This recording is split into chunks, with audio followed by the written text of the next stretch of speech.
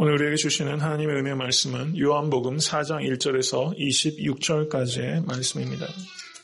요한복음 4장 1절에서 26절까지의 말씀 다 같이 합독하도록 하겠습니다. 예수의 제자를 삼고 세례를 주는 것이 요한보다 많다 하는 말을 바리새인들이 들은 줄을 주께서 아신지라. 예수께서 친히 세례를 주신 것이 아니요 제자들이 준 것이라.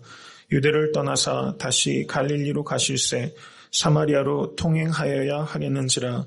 사마리아에 있는 수거라는 동네에 이르시니 야곱이 그 아들 요셉에게 준 땅이 가깝고 거기 또 야곱의 우물이 있더라. 예수께서 행로에 권하여 우물 곁에 그대로 앉으시니 때가 제6시쯤 되었더라. 사마리아 여자 하나가 물을 길러 왔음에 예수께서 물을 좀 달라 하시니 이는 제자들이 먹을 것을 사러 복내에 들어갔음이로라. 사마리아 여자가 가로되 당신은 유대인으로서 어찌하여 사마리아 여자 나에게 물을 달라 하나이까 하니 이는 유대인이 사마리아인과 상종치 아니함이로라.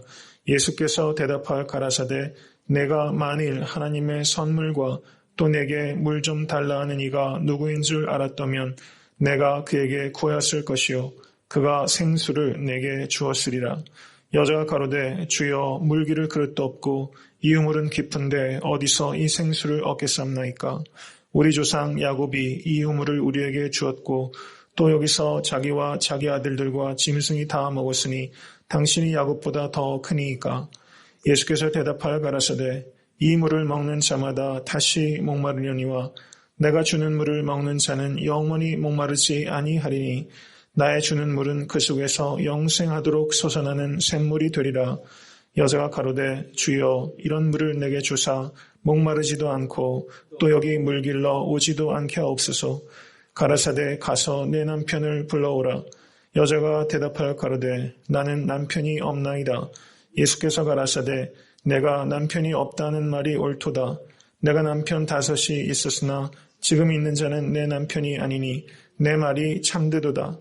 여자가 가로되 주여 내가 보니 선지자로소이다. 우리 조상들은 이 산에서 예배하였는데 당신들의 말은 예배할 곳이 예루살렘에 있다 하더이다. 예수께서 가라사대 여자여 내 말을 믿으라. 이 산에서도 말고 예루살렘에서도 말고 너희가 아버지께 예배할 때가 이르리라. 너희가 알지 못하는 것을 예배하고 우리는 아는 것을 예배하노니 이는 구원이 유대인에게서 남이니라. 아버지께 참으로 예배하는 자들은 신령과 진정으로 예배할 때가 오나니 곧 이때라. 아버지께서는 이렇게 자기에게 예배하는 자들을 찾으시느니라. 하나님은 영이시니 예배하는 자가 신령과 진정으로 예배할지니라.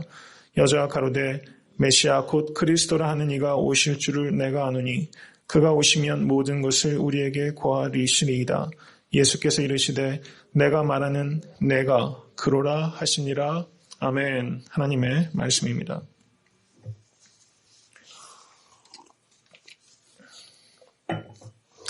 싱클레어 루이스라는 작가가 있습니다. 그 사람의 책 중에 매우 인상 깊은 대목이 있어서 그것을 소개함으로 오늘 말씀을 시작하고자 합니다. 매우 사회적으로 성공하고 경제적으로도 큰 부를 갖춘 사업가가 길거리를 걷다가 한 거지 소년과 만나게 됩니다. 그런데 이 소녀가 이 크게 성공한 사업가에게 다가오더니 맹랑하게 이렇게 말을 시작하는 겁니다. 선생님과 저는 겉으로 보기에는 정말 다르게 보입니다. 그런데 속을 깊이 들여다보면 선생님과 저는 본질적으로 똑같습니다. 우리는 둘 다 너무나 불행합니다. 그러나 왜 그런지 잘 모릅니다. 우리에게는 도무지 만족되지 않는 무엇인가가 있습니다. 무엇인가에 선생님과 저는 목말라 있다는 것입니다. 이렇게 이 거지 소녀가 크게 성공한 사업가에게 이야기한 내용이 이 소설 가운데 있다는 것입니다.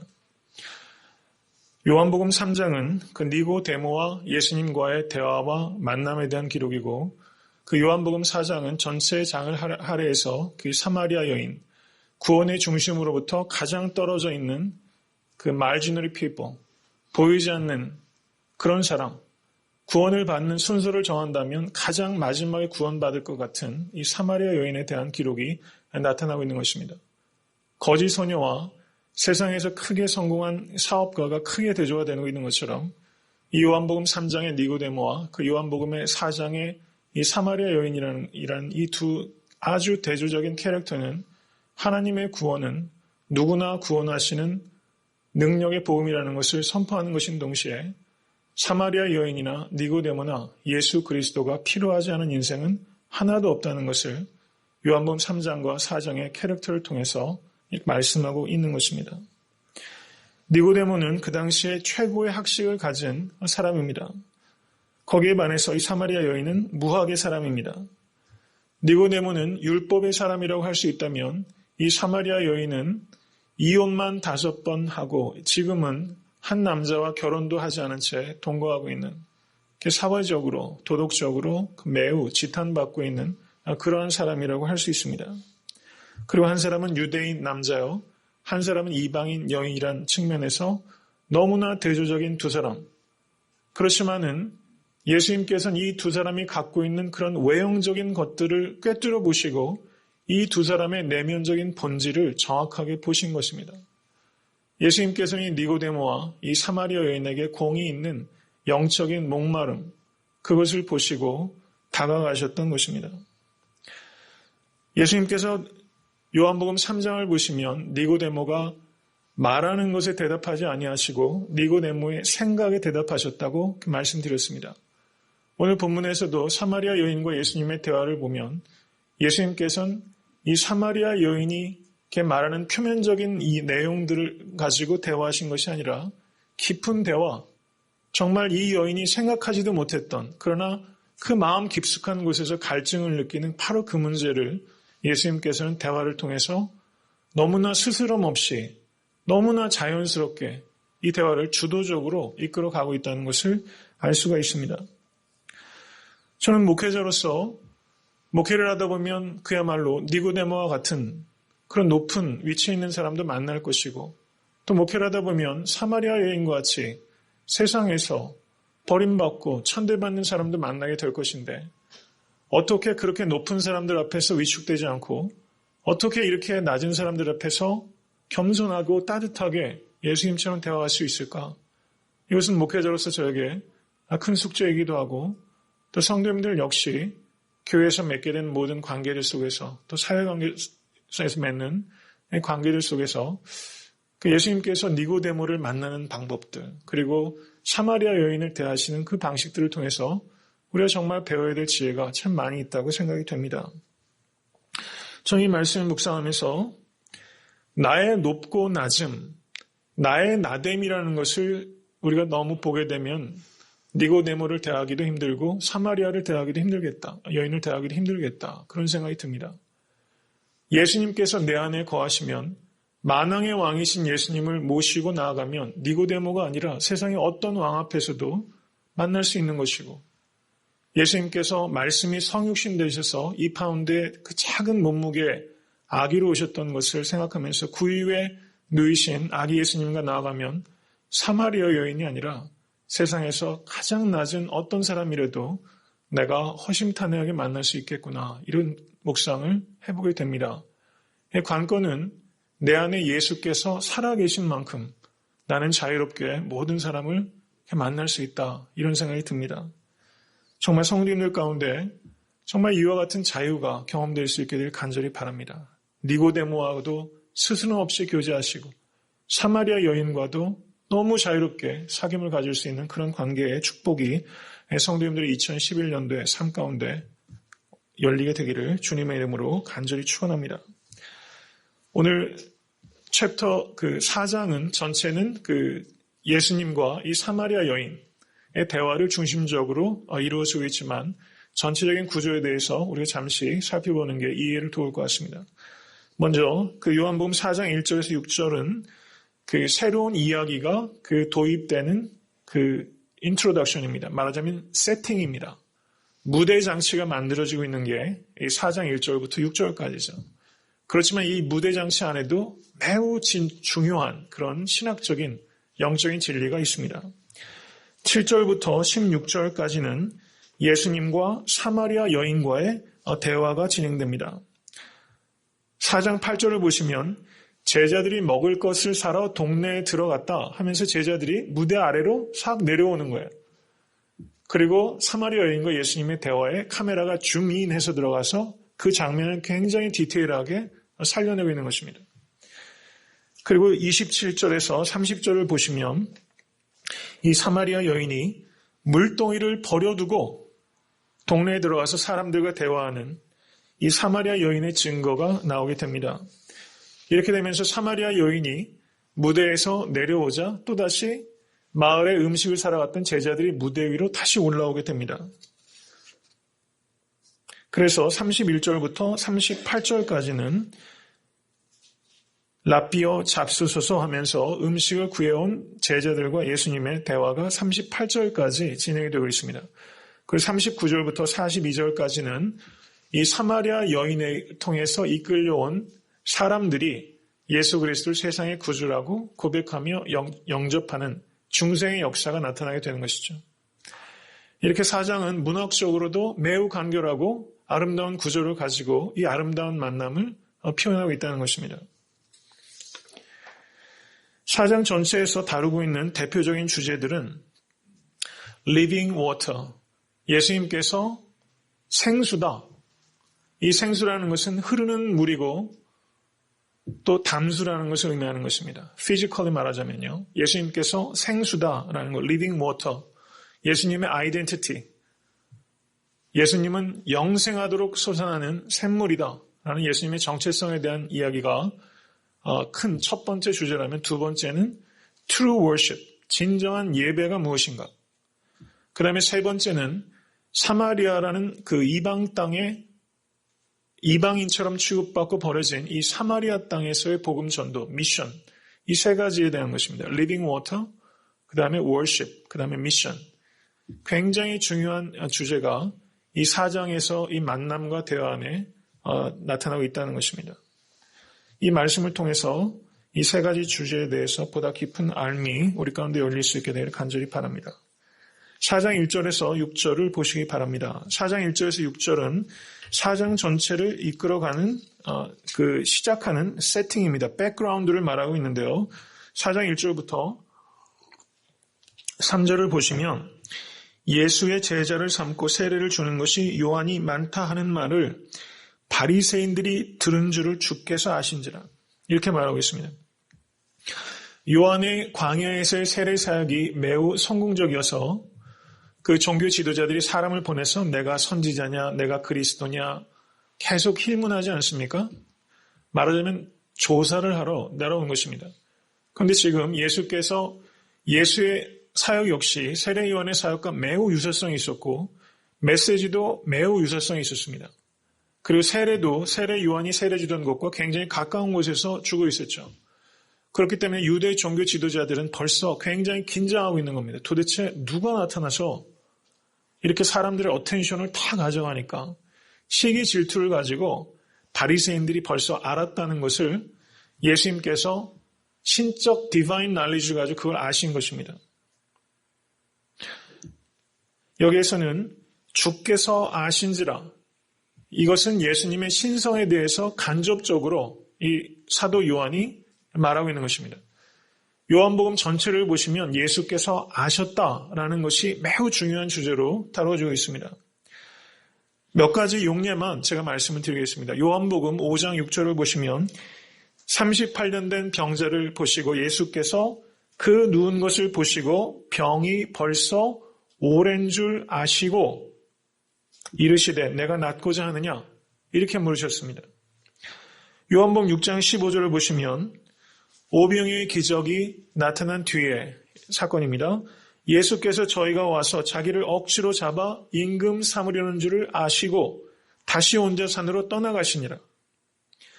요한복음 13장 1절은 이렇게 말합니다. 6월절 전에 예수께서 자기가 세상을 떠나 아버지께로 돌아가실 때가 이룬 줄 아시고 세상에 있는 자기 사람들을 사랑하시되 끝까지 사랑하시니라. 요한복음 19장 28절에는 이후에 예수께서 모든 일이 이미 이룬 줄 아시고 성경으로 응하게 하려 하사 가라사대 내가 목마르다 하시니 이렇게 말씀하셨다는 것입니다. 요한복음 전체는 예수님께서 아셨다는 것을 매우 중요하게 다루고 있다는 것입니다. 예수님의 omniscience, 전지하심, 모든 것을 아시는 하나님의 아들이시는 예수님의 신성, 그 디어티를 이 사도 요한은 매우 중요하게, 어떨 때는 아주 직접적으로, 오늘 본문 같은 경우는 간접적으로 예수님의 신적인 지식을 강조하고 있다는 것입니다. 제가 이 말씀을 드리는 이유는 하나님께서는, 예수 그리스도께서는 나의 앉고 일어섬을 아시며 내 속의 생각조차 다 알고 계시다는 그 사실을 정말 여러 성도님들께서 받아들이실 수 있기를 간절히 바랍니다. 주님 아시죠? 정말 어렵고 힘든 일을 당했을 때 정말 그 말씀 한마디면 족한 것 같아요. 주님 아시죠? 주님께서 아신다는 것이 정말 얼마나 소망이 되고 또 힘이 되는지 알 수가 없습니다. 주님께서 모든 것을 알고 계신다. 이미 알고 계신다. 이 사실을 꼭 기억하시고 정말 새기실 수 있는 여러분 되실 수 있게 되기를 간절히 소원합니다. 이제 4장을 보시면 다시 4장 3절, 유대를 떠나서 다시 갈릴리로 가셨다고 하셨습니다. 요한복음 2장을 보시면 첫 번째 기적이 가나의 혼인잔치입니다. 그리고 예수님께서 2장 13절인가에서 가버나움으로 가셔서 잠시 유하셨다고 하셨어요. 그리고 예루살렘에 오셨다가 이제 다시 갈릴리로 가시는 것입니다. 여기에서 예수님께서 유대를 떠났다 이렇게 말씀하고 계세요. 예수님께서는 늘 떠나시는 분이라는 겁니다. 그래서 마가복음에서는 어떤 학자는 마가복음의 예수 그리스도는 traveling Jesus, 여행하시는 예수님 이렇게 표현하더라고요. 상당히 통찰력 있는 관찰입니다. 근데 제가 또 이 요한복음을 보면서 연구하면서 어떤 학자는 예수님을 the elusive Christ 이렇게 얘기하더라고요. elusive, 손에 잘 안 잡히는 예수님, 빠져나가시는 예수님 이렇게 표현하더라고요. 예수님은 어디에 고정적으로 정착하시는 분이 아니시라는 것입니다. 시몬의 장모의 집에서 예수님께서 시몬의 장모를 열병을 고치셨지만 예수님께서는 거기서 가만히 계시면서 오는 사람들 치료하시고 이런 것이 아니라 Everybody is looking for you. 모든 사람이 주님을 찾고 있습니다. 이랬을 때 예수님께서는 다른 마을로 가자 말씀하시면서 떠나셨다는 것입니다. 우리가 믿는 예수 그리스도는 정체되어 있는 분이 아니라 끊임없이 한 영혼, 잃어버린 한 마리 양떼를 찾기 위해서 떠나시는 목자라는 것을 기억하실 수 있게 되기 바랍니다. 우리가 믿는 기독교는 가는 종교입니다. 가서 제자 삼으라 주님께서 그렇게 말씀하셨다는 것입니다. The elusive Christ. 정말 멋있는 말인 것 같아요. 늘 빠져나가시고 그런 예수님. 정말 여러분과 저는 정말 이 땅에서 우리가 쉴 만한 물가도 있고 푸른 초장도 있지만 우리가 어느 곳에도 영원한 가치를 두고 거기에서 정착하고 있는 것이 아니라 하늘의 영원한 번영을 위해서 이 땅에서는 주인의식은 있지만 나그네 의식도 가지고서 우리도 정착하지 않고 우리 소명을 위해서 언제든지 떠날 수 있는 그런 마음을 가질 수 있는 여러분과 제가 될 수 있게 되길 간절히 바랍니다. 예수님께서는 지금이 사역의 초기이기 때문에 지금 여기서 안주하게 되면 지나친 감시를 받고 충돌을 피할 수 없기 때문에 하나님의 때에 맡겨진 소명을 완수하실 수가 없어서 지금 모든 사람들의 어텐션을 받고 있는 영광의 자리를 떠나신 것입니다. 그러므로 예수님께서는 철저하게 하나님의 때에 맞추어 살아가신 분이라는 것입니다. 빠르지도 않고 게으르지도 않게 오직 하나님의 때에 맞춰서 하나님의 크로노스, 하나님의 때에 맞춰서 늘 움직이시고 사셨던 하나님, 예수 그리스도 이렇게 생각하면서 나는 과연 어떤 때에 어떤 시간을 가지고 살아가고 있는가? 2011년도 새해를 시작하면서 저는 이 시간 관리에 대해서 굉장히 생각을 좀 많이 하게 됩니다. 나는 올해의 시간을 어떻게 운영해 갈 것인가? 우리가 부지런한 것보다 더 중요한 건요. 내가 하나님의 때에 민감함을 가지고 그 때에 맞춰서 살아가는가? 이것을 한번 보면서 정말 하나님의 때에 맞춰서 우선순위를 바르게 세워서 올 한 해 승리하실 수 있는 여러 성도님들과 제가 될 수 있게 되기를 주님의 이름으로 간절히 축원합니다. 4장 4절 보시기 바랍니다. 사마리아로 통행하여야 하겠는지라. 이거는 당위성입니다. 당위성. 4장 4절. Now he had to go through Samaria. Had to go through Samaria. Must. 성경 원어로 day라는 단어입니다. 이 단어는 예수님께서 그 마가복음에서 십자가에 달려 죽어야 할 것을 예언하셨을 때 I must suffer. must. 그때 그 단어가 이 day라는 단어입니다. 그러니까 사마리아로 통행하는 것은 우연히 그냥 간 게 아니라는 것입니다. 여러분 그 팔레스타인의 지도를 보면요. 그 예루살렘이 아래에 있고요. 그 다음에 중간에 사마리아가 있고 그리고 위쪽이 그 갈릴리입니다. 그런데 예루살렘에서 갈릴리까지, 갈릴리의 예루살렘까지는 3일 여행길이에요. 그런데 유대인들은 사마리아 땅을 관통하는 것을 그렇게 유쾌하게 생각하지 않습니다. 그러니까 사마리아인들도 유대인들이 왔다 갔다 하는 거 별로 안 좋아해요. 그래서 요단강을 건너서 요단 동편으로 올라가서 갈릴리로 들어가는 우회로를 일반적으로 많이 합니다. 그렇게 되면 거리가 6일 거리가 되는 거예요. 예수님께서 가이사라 빌립보에서 베드로가 주는 그리스도시요 살아계신 하나님의 아들이시니이다. 그때 고백하고 예루살렘으로 마지막 여행을 하실 때는 사마리아를 통행하는 여행길이 아니라 요단 동편으로 넘어가셔서 여리고와 베다니를 통해서 예루살렘에 입성하시는 우회로를 선택하셨어요. 그 길은 6일 길입니다. 오늘 본문에서 예수님께서 사마리아를 통행하셔야 되는 것은 3일 길이기 때문에 효율적으로 시간을 아끼자 이런 뜻이 아니라 여기에는 하나님의 will of God, 하나님의 뜻이 여기 있으셨고 반드시 사마리아를 통과하셔야만 했다는 것입니다. 그러면 이렇게 통과하셔야만 됐던 가장 본질적인 이유는 무엇인가? A Samaritan woman, 한 명의 사마리아 여인을 만나기 위해서 통과하셔야만 됐다. 예수님께서는요. 마가복음 4장을 보시면 배를 타시고 건너편으로 가자 하시고 가셔서 누구 한 사람 만났습니까? 걸어서 귀신 들린 사람 한 사람을 만나기 위해서 예수님께서는 경랑을 뚫고 오신 겁니다. 제자들이 어찌하여 우리가 죽게 내버려 두냐 그렇게 말할 정도로 살고 죽는 문제가 달릴 정도로 심각한 위험을 예수님께서는 뚫으시고 오직 한 영혼을 만나고 예수님께서는 걸어서 귀신 들린 사람을 가족들에게 되돌려 보낸 후에 가서 What I have done for you. 내가 너를 위해서 한 것이 무엇인지를 가서 증거하고 그리고 예수님께서는 다시 배를 타고 이제 유대 땅으로 돌아가셨던 것이거든요. 예수님께서는 한 영혼을 만나기 위해서 광풍을 뚫으시고 예수님께서는 한 영혼을 만나시기 위해서 사마리아로 통과하셔야만 하겠다. 이렇게 말씀하시고 있다는 것을 보면 우리가 정말 교회에서 이 한 영혼의 가치, 정말 목회자로서 정말 이 마음을 제가 배워야 되지 않겠습니까? 한 영혼의 가치. 말만큼 하기가 참 너무 어렵습니다. 그렇지만 주님의 이 성품, 하나님의 이 will of God, 이걸 생각하면서 정말 이 한 영혼의 가치에 대해서 우리가 새롭게 좀 깨닫는 2011년이 될 수 있기를 간절히 바랍니다. 나는 정말 하나님의 때와 하나님의 will of God, 하나님의 뜻에 얼마나 민감해서 올 한 해 내가 통과해야 되는 사마리아는 어디인가? 꼭 내가 만나야 되는 한 영혼은 누구인가? 여러분 올해 기념비적인 한 해가 되자 제가 이 말씀 정말 늘 기억하시기 바랍니다. 기념비적인 한 해 만드시기를 주님으로 간절히 축원합니다. 이 사마리아 땅에서 이 한 영혼을 만나면 정말 올해는 정말 기념비적인 한 해가 될 것입니다. 올 한 해 내가 만나야 되는 불신자 사마리아 한 사람, 그 사람을 주님께로 인도하자.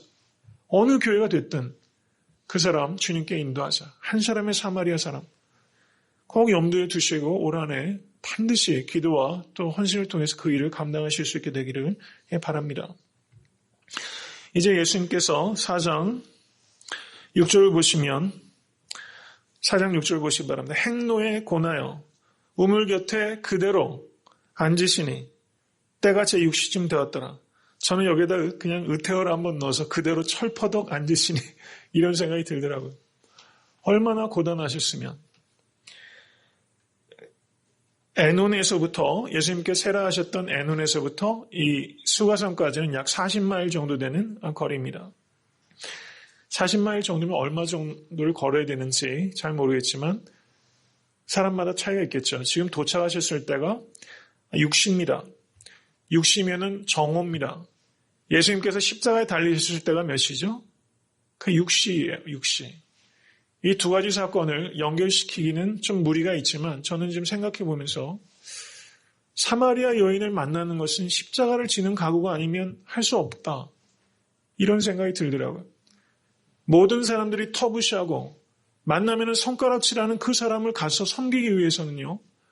예수님께서 그 시간에 똑같은 시간에 십자가에 달리셨다는 것을 저는 좀 상징적으로 정말 십자가를 지는 마음이 아니면 도저히 만날 수 없는 그 사람, 이런 마음을 갖지 않으면 만날 수 없는 사람이 있다는 것을 우리가 좀 생각해 봅니다. 행로에 고나셨어요. 여기는 예수님의 true humanity, 예수님은 정말 인간이셨다는 것을 의미하는 것입니다. 그리고 4장 7절을 보시면 물을 좀 달라 이렇게 얘기하셨어요. 예수님은 thirst를 알고 계신 분이셨습니다. 목마름이 뭔 줄 아세요? 예수님은 광야에서 40일 동안 금식하며 기도하시고 또 그 사단의 시험을 당하실 때 예수님께서 줄이셨다 이렇게 성경은 말합니다. 예수님은 헝거를 아시는 분이에요. 여러분, 예수님께서 큰 이적과 표적을 행하실 때 감기동이 있잖아요. 아, 정말 예수님 능력 있으신 하나님, 광대하신 하나님. 그렇지만 성경에 많지는 않지만 예수님께서 고나여 앉으시고 예수님께서 십자가에 달리셔서 뭐라고 말씀하십니까? 내가 목마르다 하시고 예수님께서 줄이셨다 말씀하시고 예수님께서 몇 군데를 보면은 우셨다 이렇게 말씀하고 있는 정말 true humanity, 너무나 인간적인, 너무나 인간의 모습을 가지고 계신 예수님을 보면서 우리는 예수님께서 기적을 행하셨을 때만큼이나 이 사실을 통해서 우리는 위로를 얻는 것입니다. 사도행전 9장을 보시면 다메섹 도상에서 바울이 예수 그리스도를 만났을 때 예수님께서 뭐라고 말씀하십니까? 예수님은 바울을 만난 적이 없으세요. 바울이 예수님을 직접 핍박하지 않았습니다. 그런데 예수님께서는 나는 내가 핍박하는 예수다. 이렇게 말하면서 핍박당하는 교회와 동일시하신 것입니다. 오늘 본문에서 예수님께서 고단하셨고 목마르셨고 줄이셨다는 것은 정말 삶 속에서 피곤하고 목마르고 줄인 사람은요, 이 말씀을 보면은 배부르고 늘 마실 것이 있는 사람들이 느끼는 것과는 다른 것을 느낄 수 있다는 것입니다. 정말 예수님의 이런 모습을 통해서 우리가 정말 예수님의 큰 사랑을 다시 한번 깨닫는 여러분과 제가 될 수 있게 되기를 간절히 바랍니다. 사마리아 여인이 물을 뜨러 왔는데 그 시간이 제6시쯤이었어요. 12시입니다. 팔레스타인의 햇빛이 장렬하는 그 시간, 바로 그 시간에 이 여인이 왔습니다. 창세기 24장 11절을 보시면 그 아브라함의 종이 이제 이삭의 아내를 찾기 위해서 길을 떠나서 이제 우물가에 가게 됩니다. 근데 그 약대를 우물 곁에 굴렸으니 저녁 때라 여인들이 물을 길러 나올 때이었더라. 그러니까 여인들은 물을 언제 길러 나옵니까? 저녁 때 나오는 것이고 여자는 혼자 가지 않고 여자들이 물을 길러 그 자리에 가는 것입니다.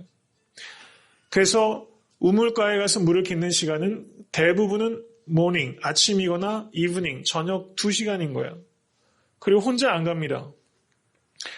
그런데 지금 이 여인은 12시에 혈혈단신 혼자 이 우물가에 가고 있다는 것은 한번 생각해 봤어요. 여인들이 고단한 가사노동 또 여러 가지 농사라든가 양을 치는 일들을 하다가 우물가에 가서 옆집 아줌마들하고 이런저런 수다 떠는 때 그때가 하루 중에서 제일 피크가 아닐까.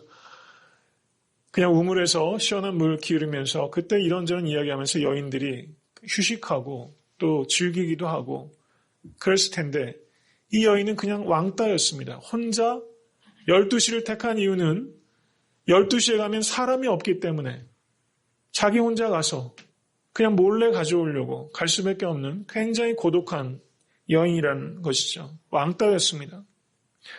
그런데 이 하루는 이 여인이 다른 날과 동일하게 그 시간에 우물가에 물을 뜨러 갔는데 행색이 유대인 남자 한 사람이 있었던 것입니다. 사람을 피해서 그 시간에 갔는데 유대인 남자가 있으니 가슴이 철렁했죠. 그런데 그냥 돌아가지 않고 간 이유는 아마도 그랬을 겁니다. 동네 마을의 남자였으면 갔을 겁니다. 그런데 알지 못하는 유대인 남자이기 때문에 자기는 물을 길어야 되겠고 그래서 조마조마한 마음으로 물가에 갔을 것입니다. 그런데 상상도 못한 일을 예수님께서 이 여인에게 요청해 오신 것입니다. 뭐라고 말씀하십니까? 물을 좀 달라. 이 여인은 깜짝 놀랐습니다. 그래서 뭐라고 말합니까? 4장 9절에 당신은 유대인으로서 어찌하여 사마리아 여자 나에게 물을 달라 하나이까? 예수님께서 넘으신 장벽은 두 가지입니다. 사마리아라는 인종적인 장벽을 넘으신 것이고 여자라는 성의 장벽을 넘으신 것입니다. 이 두 가지의 배리어를 예수님께서 넘으신 거예요. 그리고 뒤에 사도 요한이 덧붙인 것을 생각이 됩니다. 유대인이 사마리아인과 상종치 아니함일러라. 이렇게 말하면서 이방인 독자에게 친절하게 이 배경을 설명하고 있습니다. 예수님께서 이 사마리아 여인에게 물을 좀 달라 이렇게 요청하는 것은 매우 중요한 교훈이 있습니다. 누가복음 5장 2절에서 4절을 보시면 예수님께서 호숫가에 두 배가 있는 것을 보시고 그때 이 어부들은 이 베드로를 말하는 것입니다. 배에서 나와서 그물을 씻고 있었습니다. 밤새도록 하나도 못 건졌죠. 근데 예수님께서 배 위에 한 배에 오르시더니 뭐라고 말씀하시냐면 그것은 시몬의 배였습니다. 육지에서 조금 뛰기를 청하시고 앉으사 배에서 무리를 가르치시고 말씀을 마치시고 시몬에게 이르시되 깊은 데 가서 그물을 내려 고기를 잡으라. 예수님께서는요.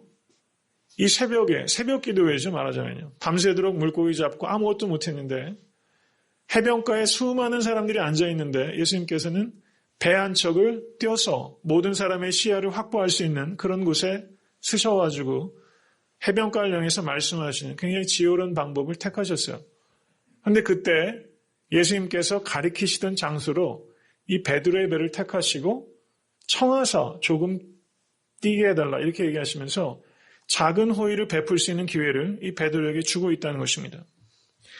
누가복음 19장 5절을 보시면 예수께서 삭개오를 보시고 삭개오야 속히 내려오라 내가 오늘 내 집에 유하여 하겠다. 이렇게 말하면서 삭개오가 줄 수 있는 것을 줄 수 있도록 기회를 주고 있는 것입니다. 지나친 호의가 아니라 줄 수 있는 작은 호의를 베풀 수 있는 기회를 주는 게 굉장히 중요하다는 것이죠. 우리가 다른 사람과 관계를 시작할 때는 전도할 때도 그렇습니다. 우리가 무엇인가를 줄 수 있지만 그 사람이 줘서 피해가 안 가고 큰 호의가 아니라면 작은 호의를 베풀 수 있는 그런 기회를 주는 거 굉장히 지혜로운 거라는 것이죠. 예수님께서 이 여인에게 물을 좀 달라 이야기하면서 이 여인을 대화에 동참시키셨다는 것입니다. 그리고 그 뒤로부터는 대화의 주도권을 가지고 예수님께서 이끌어 가셨어요. 굉장히 중요한 방법론이 여기 있다고 생각이 됩니다. 이것을 그 전도할 때는 접촉점을 만든다 이렇게 말합니다. 사람과 사람이 만날 수 있는 접촉할 수 있는 포인트를 지금 예수님께서 만들고 계세요. 그것은 호의를 베푸는 것일 수도 있고 또 작은 호의를 요청하는 것일 수 있다는 것입니다. 예수님께서는 사마리아라는 인종적인 편견의 벽을 넘었습니다. 이 배경은 아마들 아실 것이라고 생각이 되지만 그 북이스라엘이 아수르에게 넘어지면서 멸망당하면서 많은 그 이방인들을 그쪽으로 이주시켰죠. 그래서 피가 섞이게 됩니다. 그래서 유대인들은 이들의 그 피가 섞이게 된 거를 멸시하고 유대인들은 이 사마리아 사람들을 이방인이라고 하고 또 이방인들은 사마리아 사람들을 유대인이라고 조롱합니다. 이 현대에도 그런 일이 너무 많잖아요. 그래서 어떤 랍비는 기원 후 90년에서 130년까지 살았던 엘리조라는 실제 랍비는 이렇게 말했습니다. 사마리아인들의 빵을 먹는 사람은 돼지 고기를 먹는 사람과 같다. 돼지고기는 유대인들이 부정한 음식으로 치잖아요. 그러니까 사마리아인들이 파는 거 먹으면 안 된다 이런 것입니다. 근데 오늘 본문을 보시면요. 요한복음 4장 8절에 이는 제자들이 먹을 것을 사러 동네에 들어갔음이러라 이렇게 말하고 있습니다. 그러니까 예수님께서는 사마리아 사람들에 대한 인종적인 편견이 없으셨고 그것을 제자들에게 실제 가르침이던가 아니면 어떤 태도나 어떤 여러 가지 방식을 통해서 이 제자들도 사마리아인들에 대한 인종적인 편견을 좀 허물 수 있도록 해오셨다는 것을 의미합니다. 돼지고기를 먹는 것과 동일하게 여기고 있다면 가서 먹을 것 구하러 안 가죠. 이것을 통해서 알 수 있습니다. 그 당시에 그 성적인 편견은요, 어느 정도였냐면요, 이것도 그 유대 문헌에 남아 있습니다. 랍비가 거리에서 자기 아내를 만나도 인사하면 안 됩니다. 심지어 자기 딸을 봐도 인사하면 안 됐습니다. 그래서 어떤 그 완고한 바리새인들은 이렇게 눈에 막 멍들어 있는 사람이 있대요. 그럼 왜 눈이 멍들었냐? 길거리에 가서 지나가다 예쁜 여인을 보면 눈을 감고 걸어가지고 부딪혀가지고 눈에 멍들었다는 거예요. 실제 이게 랍비 문헌에 남아있을 정도입니다. 그래서 랍비는 길거리에서 여자와 인사하지 않는다.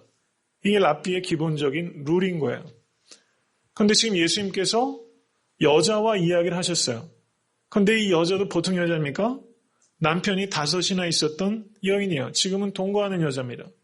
그리고 그 여인은 이스라엘 백성들이 그들이 파는 빵은 돼지고기와 같다고 할 정도로 이야기하는 사마리아 여인이라는 것이죠. 예수님께서는 그 당시에 편견을 완전히 깨시고 이 여인하고 대화하는 것 자체가 스캔들이었어요. 4장 27절을 한번 보시기 바랍니다.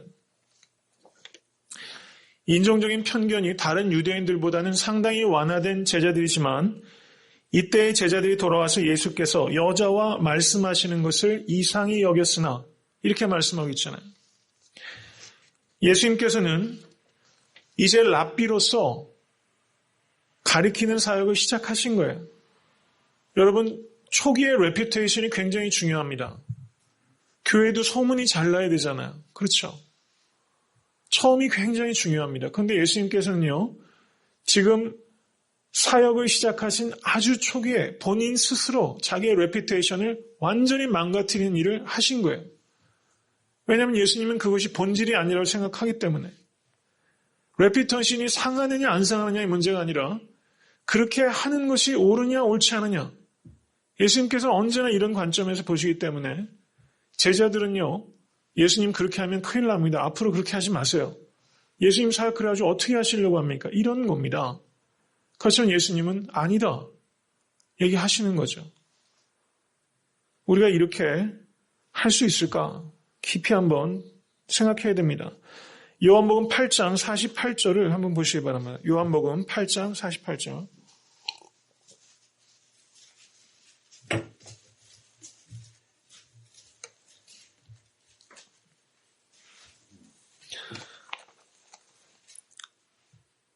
읽겠습니다.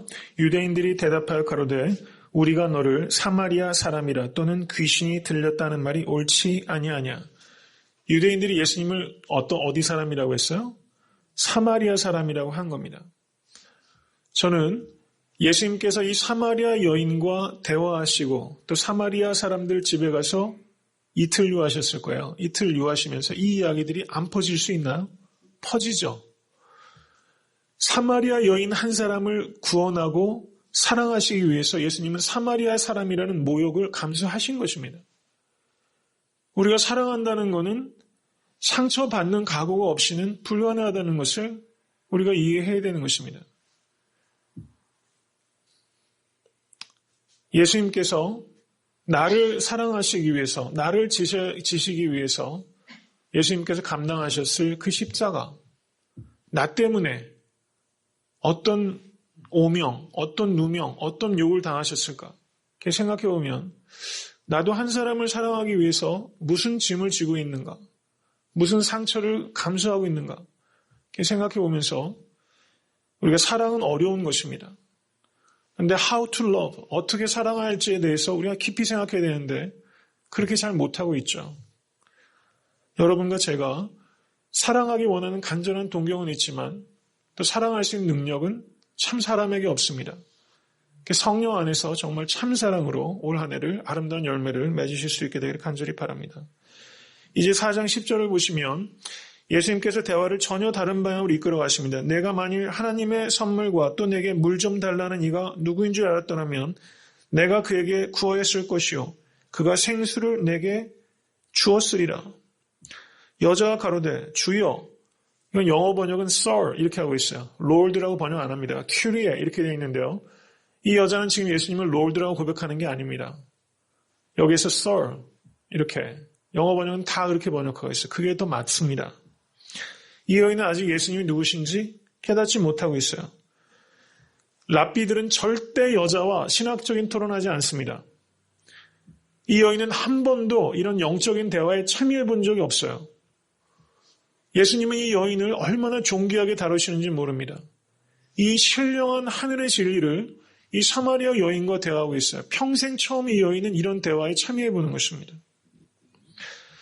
얼마나 온유하고 진실하고 영적인 대화입니까? 예수님께서는 생수를 주시는 분이다 라고 말씀하고 계세요.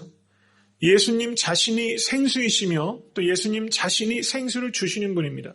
Living water, 생명을 주는 물. 예레미야 2장 13절은 이렇게 말합니다. 내 백성이 두 가지 악을 행하였으니 곧 생수의 근원되는 나를 버린 것과 스스로 웅덩이를 판 것인데 그것은 물을 저축치 못할 터진 웅덩이니라 이렇게 말하고 있습니다. 구약에서는 생수의 근원은 하나님 자신입니다. 그러므로 여기에서 예수님께서는 자신이 하나님의 아들이심을 간접적으로 선언하신 것입니다. 자신의 정체성을 밝힌 것입니다. 그리고 이사야 12장 3절에 이렇게 말씀합니다. 너희가 기쁨으로 구원의 우물들에서 물을 기르리로다. 올 한해 이런 역사가 성도님들의 삶 가운데 충만하길 축원합니다. 구원의 물에서 물을 깃는 이 사건은 종말론적인 사건입니다. 예수님께서 말씀하신 이 이야기는 종말의 사건입니다. 요한복음 6장 35절 그리고 38절 39절에 주님께서 이렇게 말씀하셨습니다. 예수께서 가라사대 내가 곧 생명의 떡이니 내게 오는 자는 결코 줄이지 아니할 터요 나를 믿는 자는 영원히 목마르지 아니하리라. 나를 믿는 자는 성경의 이름과 같이 그 배에서 생수의 강이 흘러나리라 하시니 이는 그를 믿는 자의 받을 성령을 가리켜 말씀하신 것이라. 이렇게 말씀하고 있습니다. 생수의 강과 성령을 연관시키고 있습니다. 성령의 이 땅에 오심은 종말적인 사건입니다.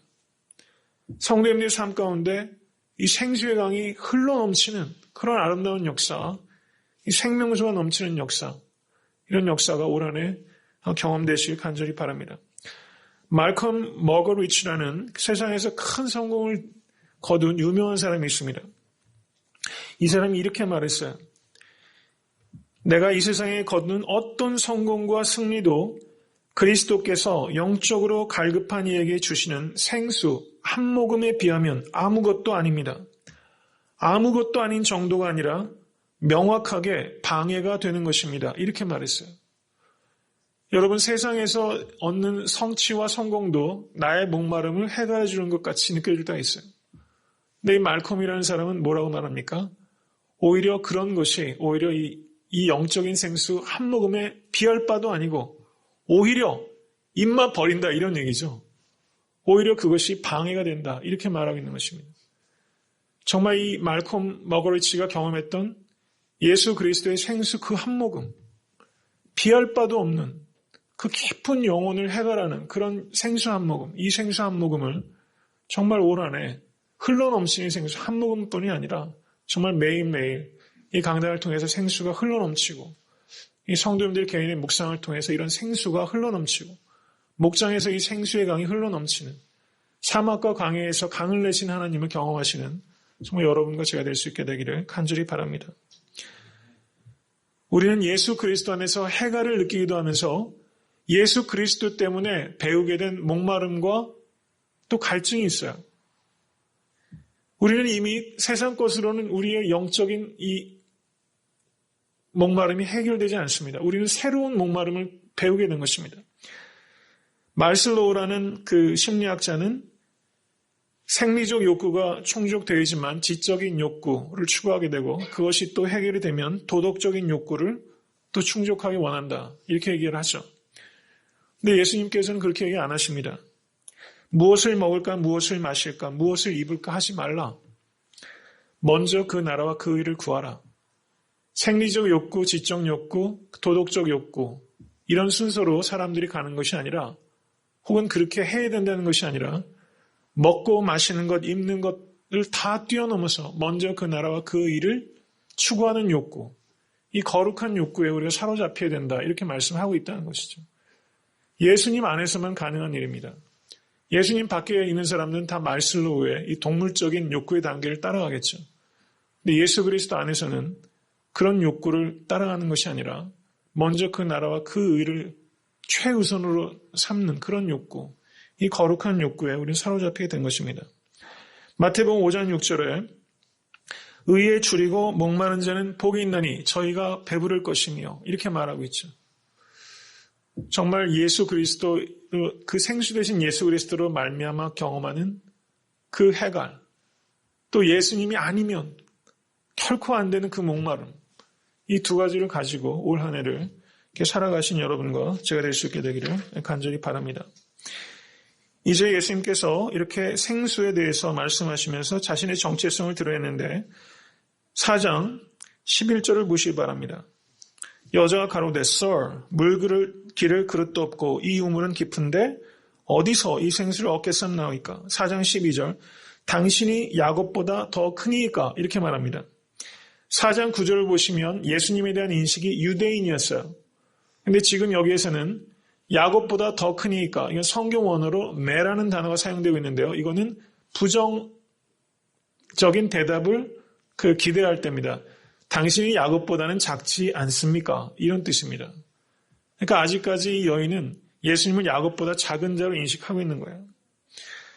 그래서 뭐라고 합니까? 목마르지도 않고 여기 물 길러 오지도 않을 그런 물 좀 주세요. 매일같이 12시에 여기 오기 힘듭니다. 이렇게 얘기하는 겁니다. 이 여인은 아직까지 예수님의 말씀을 스피리추얼한 의미로 깨닫지 못하고 머티리얼, 물질적인 의미로, 피지컬한 의미로 이해하고 있다는 것입니다. 그러자 예수님께서 대뜸 전혀 다른 주제로 내 남편을 불러오라 이렇게 말하면서 이 여인의 영적 소경됨의 근본적인 원인은 바로 이 여인의 죄의 문제라는 것을 바로 지적하신 것입니다. 그러자 이 여인이 뭐라고 말합니까? 나는 남편이 없나이다. 예수께서 가라사대 내가 남편이 없다 하는 말이 옳도다. 내가 남편 5이 있었으나 지금 있는 자는 내 남편이 아니니 내 말이 참되도다. 예수님께서는요, 남편이 없다고 하는 이 여인의 말이, 물론 이 여인은 이 주제가 너무 부담스러우니까 도망가려고 했습니다. 그렇지만 또 맞는 말이기도 했어요. 예수님께서는 이 여인의 말이 옳다, 내 말이 참되도다 이렇게 말하면서 굉장히 온유하게 이 여인을 얘기를 합니다. 그렇지만 내 남편이 5이 있었다 말하면서 그 죄에 이 여인이 직면하도록 예수님께서 아주 선명하게 이 여인의 문제를 드러내신 것입니다. 그렇지만 내 말이 옳도다, 내 말이 참되도다 이렇게 하시면서 예수님께서는 정확하게 죄를 드러내셨지만 그것을 매우 온유하고 지혜로운 방법으로 이 여인의 문제를 완전하게 드러내셨다는 것이죠. 여기에 예수 그리스도의 정말 지혜가 있는 것입니다. 우리가 죄를 지적할 때도 이렇게 사랑으로, 그렇지만 그것을 가감없이 정확하게 이렇게 할 수 있어야겠죠. 이게 정말 성령 안에 있지 않으면 이렇게 할 수 없습니다. 그러자 이 여인이 4장 19절 예수님을 뭐라고 말합니까? 선지자로서이다 이렇게 말해요. A prophet. 성경 원어는 a prophet입니다. The prophet이 아니에요. 그러니까 지금 선지자쯤 되세요? 이렇게 묻는 거예요.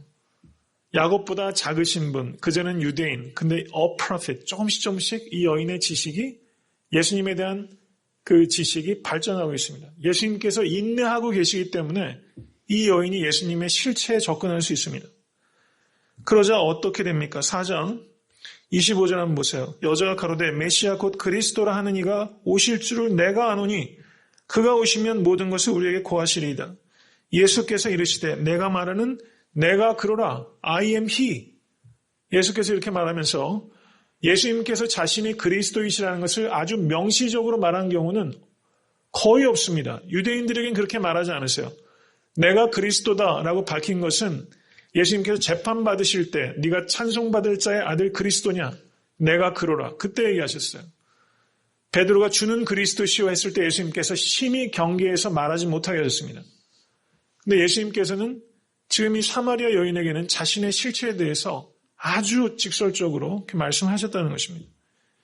이 여인이 예수님에 대한 이해가 계속적으로 이렇게 발전되고 있다는 것을 우리가 볼 수 있어야 됩니다. 이 여인은 이제 자신의 죄에 대해서 직면하고 그것을 회개하기 원했기 때문에 이제 4장 20절 말씀 보시면요. 또 주제가 확 바뀝니다. 예배로 바뀌어요. 이 여인의 문제는 이제 자신의 문제를 알았어요. 그럼 이 문제를 제물을 드려 회개하고 하나님 앞에 예배를 해야 되는데 그럼 내가 예루살렘에 가야 됩니까? 그리심산에서 예배 드려야 됩니까? 논리가 이해가 되시죠? 이렇게 해서 지금 예배의 문제로 지금 바뀌고 있다는 것입니다. 그래서 이 여인은 그 당시에 모든 사람들의 생각은 예배는 어디에서 드리느냐, 로케이션이 중요했습니다. 유대인들은 예루살렘이다. 사마리아인들은 그리심산이다. 이거는 본질이 아닌 비본질적인 예배의 요소입니다. 지금 우리도 그렇게 할 때가 너무 많다는 거예요. 예루살렘에서 드리느냐, 그리심산에서 드리느냐, 이거 가지고 지금 논쟁이 400년 해온 겁니다. 이 당시에. 우리도 이렇게 지지부진하게 비본질적인 거 가지고 싸우는 일들이 너무 많다는 것입니다. 근데 예수님께서는 뭐라고 말합니까? 이제는 로케이션은 아무 의미가 없다. 그런 시대는 지났다. 4장 21절 보시기 바랍니다.